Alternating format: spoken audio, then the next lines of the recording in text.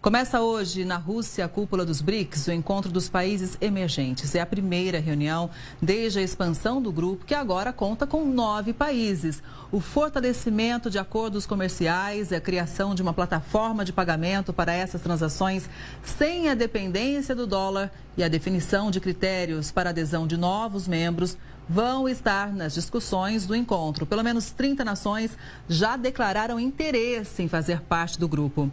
Além dos países que dão nome ao BRICS, Brasil, Rússia, Índia, China e África do Sul, a cúpula reúne agora também os Emirados Árabes Unidos, o Irã, a Etiópia e o Egito.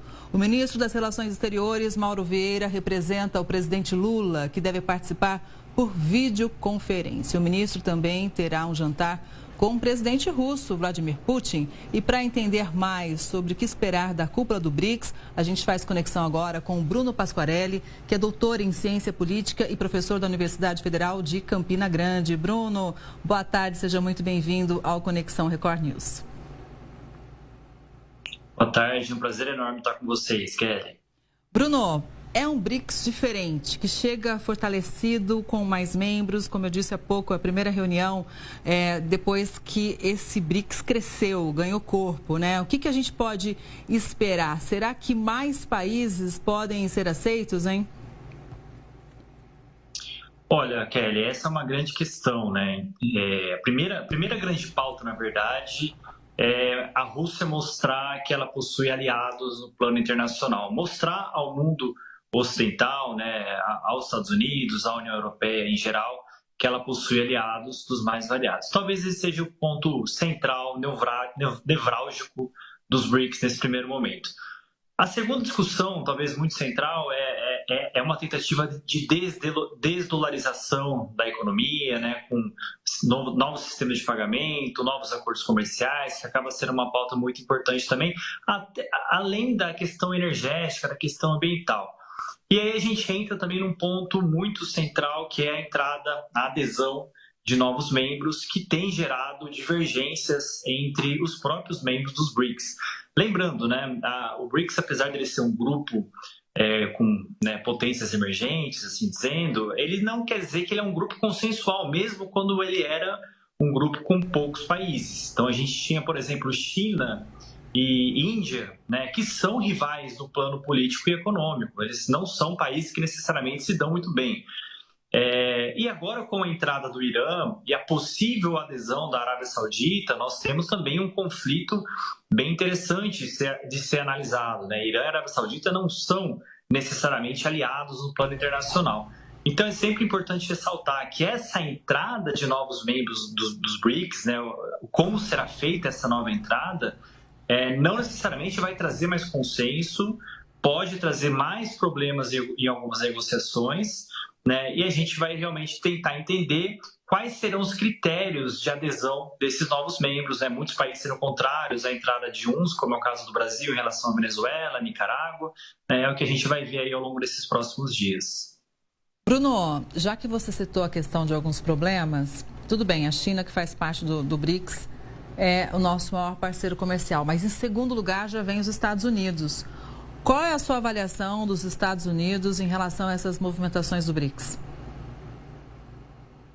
Olha, interessante destacar, Kelly, que o BRICS, quando ele surge, né, nos meados dos anos 2000, ele surge realmente como, não como um contrapeso ao bloco ocidental, né, mas como para mostrar realmente a potência desses países emergentes. Agora, já existe um discurso, principalmente por conta da China, da Rússia e também pela entrada do Irã, de ser um peso ao bloco ocidental, né? De ser um peso para se contrapor ao bloco ocidental, o que tem trazido, né, pelo lado dos Estados Unidos e pelos países do G20 em geral também, uma grande crítica, uma grande preocupação ao BRICS, né? E o Brasil se encontra nesse ponto central, né? O Brasil, ele é um país que ele, de maneira nenhuma ele vai se aliar a pautas não ocidentais, mas ao mesmo tempo que ele precisa fazer acordos, né? Ele precisa negociar com os países dos BRICS. O Brasil ele tem essa característica central na sua diplomacia de não privilegiar nem um lado nem outro, né? Então a gente vê ali um país que tenta se colocar entre o apoio dos Estados Unidos de um lado, mas também manter a China como um dos seus principais parceiros econômicos. Então, o Brasil tem uma tarefa muito importante nesse encontro, né? Ainda mais porque daqui um mês nós temos o encontro do G20, que vai ser aqui no Brasil. Então, nós temos um país que precisa equilibrar suas posições para não ter nenhum tipo de desavença com o mundo ocidental como um todo. Exato. O Brasil sempre adotou uma postura de neutralidade, né, Bruno?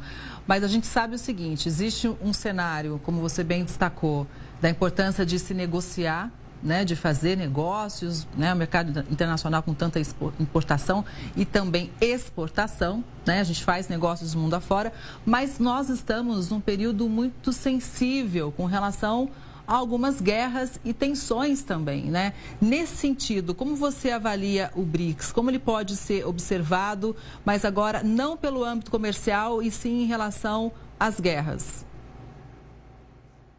Olha, o primeiro ponto central, com certeza, é a própria Rússia, né? Então, nós temos uma maneira da Rússia se mostrar como mais evidente no cenário internacional e mostrar aos seus aliados em um contexto de conflito cada vez, né, mais proeminente ali com a Ucrânia, conflito que está longe de um cessar-fogo, né? Então, talvez a gente vai observar algumas declarações do próprio Putin, né, em relação à guerra Rússia-Ucrânia. Mas o que eu observo, né, que talvez seja um dos elementos essenciais dessa discussão do BRICS, vai ser o conflito no Oriente Médio. Pode sair até uma declaração conjunta dos BRICS, né, fazendo ali algum tipo de contestação em relação à atuação de Israel ali nos territórios do Oriente Médio, né? Até porque nós temos agora o Irã como membro dos BRICS, né? O Irã como membro realmente já efetivo. E também nós temos o Egito, que é um país que está ali naquela região, que também negocia, que está sofrendo com as consequências da guerra como um todo. E a própria entrada da Arábia Saudita, né, que é um rival do Irã e ainda não entrou, talvez muito em razão de pressões dos Estados Unidos, pressões geopolíticas dos Estados Unidos, porque a Arábia Saudita ela tem os Estados Unidos como um dos seus principais aliados no plano internacional. Então, realmente, o que eu acredito que esses países vão discutir no Fórum dos BRICS agora é muito fortemente a questão da guerra no Oriente Médio, que está acontecendo no Oriente Médio. Bruno, já que você citou o G20, na semana passada a gente já noticiou aqui no Conexão que o Putin não vai vir, anunciou que não vai vir ao Brasil para a reunião de cúpula do G20. E o secretário de Estado americano, Antony Blinken, desembarcou em Israel para tentar retomar a negociação de um cessar-fogo na faixa de Gaza. Essa é a 11ª vez que Blinken viaja ao país desde o começo da guerra. O chefe da diplomacia dos Estados Unidos já se reuniu com o primeiro-ministro israelense Benjamin Netanyahu. Ele também vai visitar a Jordânia. Antes da viagem de Blinken, o enviado americano para a região disse que Washington trabalha para acabar o mais rápido possível com o conflito no Oriente Médio. Bruno, das outras vezes, o Blinken não teve tanto sucesso não em conseguir um cessar-fogo, né? Será que dessa vez vai ser diferente, hein? Olha, Kelly, infelizmente eu acredito que não deve sair nenhum tipo de acordo. É claro que é mais uma forma de pressionar Israel, né, a tentar algum tipo de cessar-fogo com Hezbollah, com Hamas, né? Mas, infelizmente, eu não vejo ainda nenhuma possibilidade, né? Existe uma discussão sendo aventada sobre uma recuperação de uma resolução lá de 2006 que trazia a ideia de deixar, por exemplo, no sul do Líbano, tirar qualquer tentativa de colocar o exército de Israel no sul do Líbano e também o próprio Hezbollah, e deixar aquela região só com o exército do Líbano especificamente.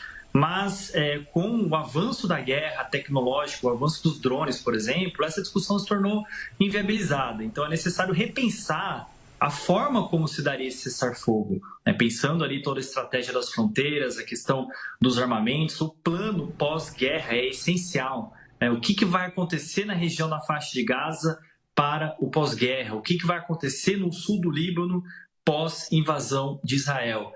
Até o momento, ninguém trouxe realmente um plano para essas áreas, né? Então, talvez esse seja um dos elementos centrais que o Antony Blinken discuta com Benjamin Netanyahu, nos países que ele vai visitar também, como a própria Jordânia, que a Jordânia ela é um país que acaba tendo um peso muito fundamental nas negociações entre Israel de um lado e Hezbollah e Hamas de outro, né?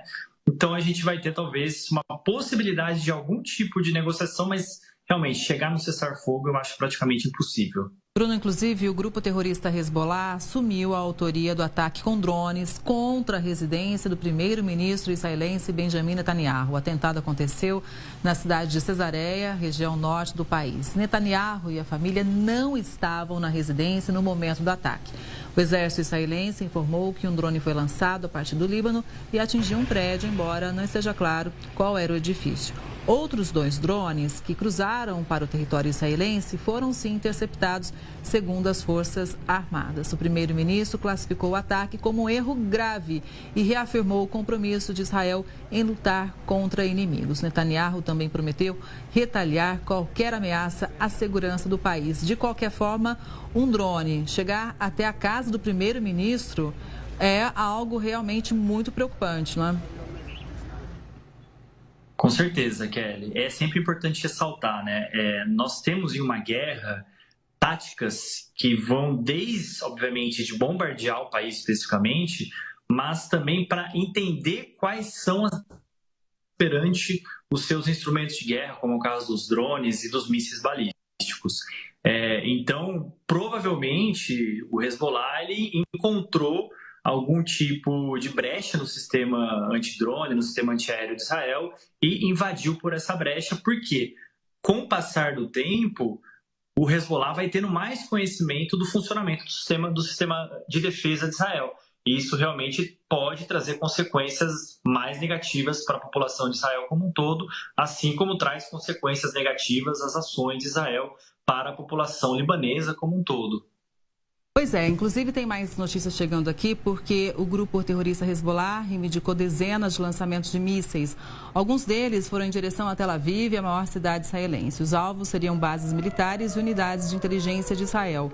De acordo com o governo israelense, grande parte dos foguetes foi interceptada, ninguém se feriu. Já no Líbano, o Ministério da Saúde informou que um bombardeio nas imediações de um hospital público matou 4 pessoas, entre elas uma criança. A ação foi confirmada por Israel, que disse ter atacado uma estrutura militar do grupo terrorista. De acordo com as forças de defesa de Israel, cerca de 300 alvos do Hezbollah foram destruídos entre ontem e hoje. E, inclusive, o porta-voz das Forças Armadas de Israel afirmou que o exército localizou um bunker no subsolo de um hospital da capital libanesa, Beirute. No local haveria, ouro, e presta atenção nesse número, e 500 milhões de dólares do grupo terrorista Hezbollah. Segundo o exército israelense, esse era um dos esconderijos de Hassan Nasrallah, líder morto do grupo terrorista. Por segurança, o diretor do hospital começou a transferir pacientes para outras unidades. Mas Israel disse que não vai atacar o local. Bruno, se realmente foi confirmado tudo isso, é um valor realmente impressionante, né? Com certeza, Kelly. E aí a gente vê o financiamento do Hezbollah, né? Um financiamento que vem, por exemplo, do próprio Irã, né? Então, é sempre importante ressaltar, o Hezbollah, ele é financiado, é um grupo que faz uma guerra por procuração. Lembrando, o Hezbollah não faz parte do exército do Líbano, é um grupo político, porque tem vagas dentro do parlamento, mas é um grupo terrorista também que é financiado pelo Irã para atacar Israel, né, por meio desse ataque por procuração. Ele também tem, sim, esse financiamento e é mais uma maneira que Israel tenta cortar essa disseminação do grupo, né? Israel, tanto em Gaza quanto no Líbano, um dos objetivos de Israel é exterminar o grupo Hamas, né? Por isso, Israel matou diversas lideranças do Hamas e também desarticular, né? É muito difícil exterminar os grupos, mas pelo menos promover uma grande desarticulação no próprio Hezbollah, matando também as suas principais lideranças. Bruno, você falou do Irã e olha só essa notícia. 7 israelenses foram presos por suposta espionagem para o Irã. Entre os detidos pela polícia israelense estão 2 menores de idade. De acordo com as autoridades, eles colheram informações sensíveis de bases militares e sites de empresas de energia e a ação causou danos para a segurança, inclusive para agentes do Serviço de Inteligência. E a polícia considera o caso como um dos mais graves da história do país. O ministro da Cultura e Esportes de Israel pediu que o governo determine pena de morte aos condenados por traição em tempos de guerra. Então a gente vê realmente como o Irã age em várias frentes contra Israel, né? Exatamente, né? A espionagem ela faz parte da guerra desde sempre, né? Então nós temos todos os países que efetivamente fazem guerra, e mesmo os que não fazem, né? Eles têm espiões em vários territórios. Nós temos grandes exemplos na história, né? Na própria Guerra Fria, por exemplo, quando vários diplomatas russos se tornaram espiões pró-Europa como um todo, pró-Estados Unidos, da mesma maneira que tivemos diplomatas ingleses se tornando espiões russos. Então, a espionagem ela faz parte da guerra, ela está nesse processo há muito tempo, e aí nós tivemos, nesse caso especificamente, a própria população israelense, né, no caso, 7 pessoas que se tornaram espiãs agindo, né, em prol ali do Hezbollah.